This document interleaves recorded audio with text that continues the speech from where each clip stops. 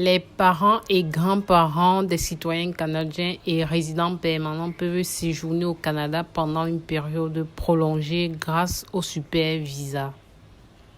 Le Super Visa est un visa temporaire qui est une option attrayante pour ceux qui souhaitent faire venir leurs parents et grands-parents étrangers au Canada. Ce visa permet aux parents et grands-parents de rendre visite à leur famille jusqu'à 5 années consécutives sans renouveler leur statut de visiteur. Les titulaires d'un super visa peuvent entrer plusieurs fois au Canada pendant une période maximale de 10 ans. De plus, il n'y a pas de loterie pour le super visa. Il offre donc une plus grande certitude aux familles souhaitant parrainer. Pour être admissible au super visa, le demandeur doit être un parent ou un grand-parent d'un citoyen canadien ou d'un résident permanent. L'époux ou conjoint de fait du demandeur peut être inclus dans la demande, mais aucune personne à charge ne peut être incluse. De plus, le demandeur ne doit pas être interdit du territoire canadien pour des raisons de criminalité ou de santé. Les demandeurs de super visa devront subir un examen médical. Et le but de la visite au Canada sera examiné et le demandeur doit être en mesure de maintenir des liens suffisants avec son pays d'origine. IRCC veille à ce que les parents et grands-parents soient correctement soutenus pendant leur séjour au Canada.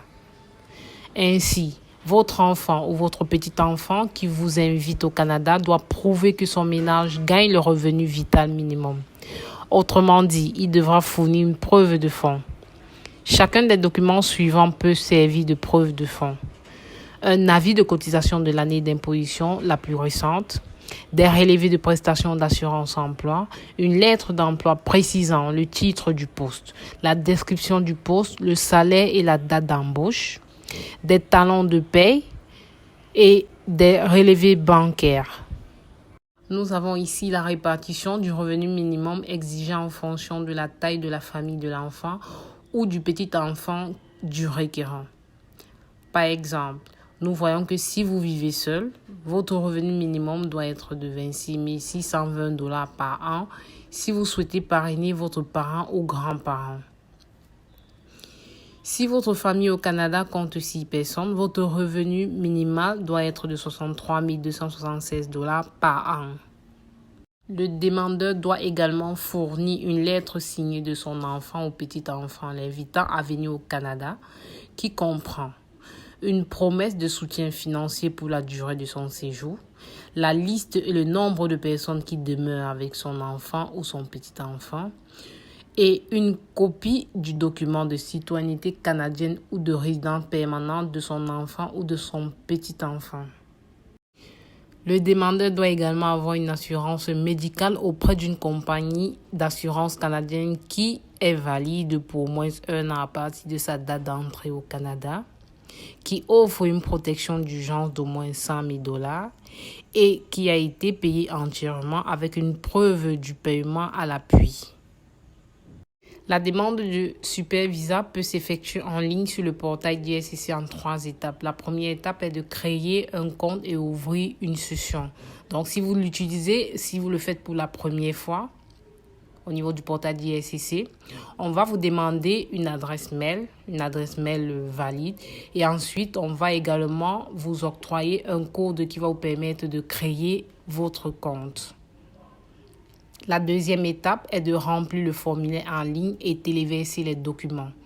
Donc ici, après avoir répondu à toutes les questions, vous obtiendrez une liste des documents que vous devez téléverser.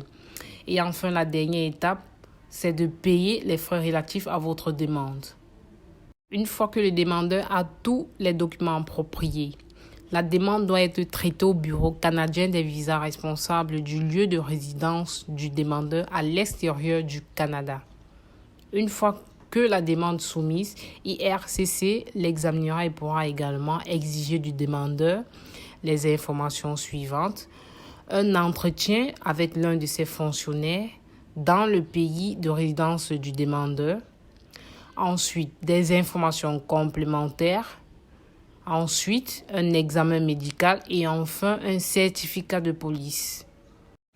Voilà, nous sommes arrivés au terme de notre vidéo. J'espère que vous avez apprécié et que cela vous sera bénéfique dans votre procédure d'immigration pour le Canada. Merci d'avoir suivi ma vidéo. Surtout, n'hésitez pas à vous abonner, de liker et de partager.